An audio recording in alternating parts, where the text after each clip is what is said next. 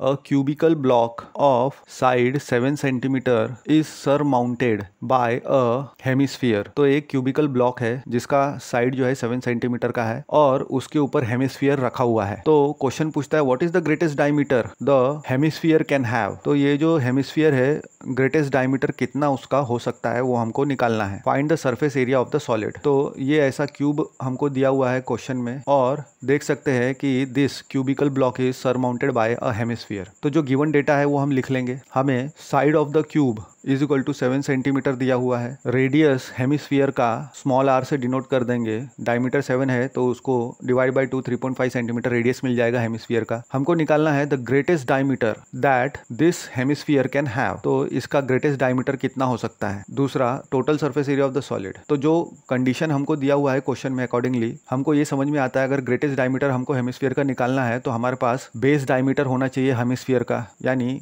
Base circle का hemisphere का base circle का डायमीटर अगर हमको मिल जाएगा तो वही हो जाएगा डायमीटर ऑफ द हेमिस्फीयर। तो पहले के लिए the greatest diameter of the hemisphere जो हो सकता है is nothing but the edge of the cube, क्योंकि क्यूब के बाहर तो नहीं जा सकता हेमिस्फीयर ना, क्योंकि वो सरमाउंटेड है। Now second total surface area of solid चाहिए हमको। तो सॉलिड ये किस चीज से बना हुआ है। एक तो हेमिस्फीयर है उसका कर्व सरफेस लगेगा। हेमिस्फीयर का हम बेस सर्कल का एरिया हमको छोड़ना पड़ेगा क्योंकि वो अटैच है क्यूब से। And total surface area of cube में से वही बेस सर्कल का एरिया हम माइनस करेंगे क्योंकि वो बेस सर्कल का एरिया तो between the hemisphere and the cubical block है तो वो कंसिडर नहीं होगा। तो फॉर्मूला पुट करेंगे curve surface area of the hemisphere 2πr square total surface area of the cube 6 side square minus base circle of the hemisphere is πr square. तो हमको क्या मिलेगा 2πr स्क्वायर। हम 6 साइड स्क्वायर कितना है 2r, radius same ही रहेगा तो 4r square मिल जाएगा माइनस πr स्क्वायर मिल जाएगा। तो 2πr square minus πr square is πr square. अब कॉमन निकल जाएगा। कॉमन निकालने के बाद वैल्यू पुट करेंगे तो 3.5 का स्क्वायर इंटू 24 प्लस 22/7। तो ब्रैकेट में हम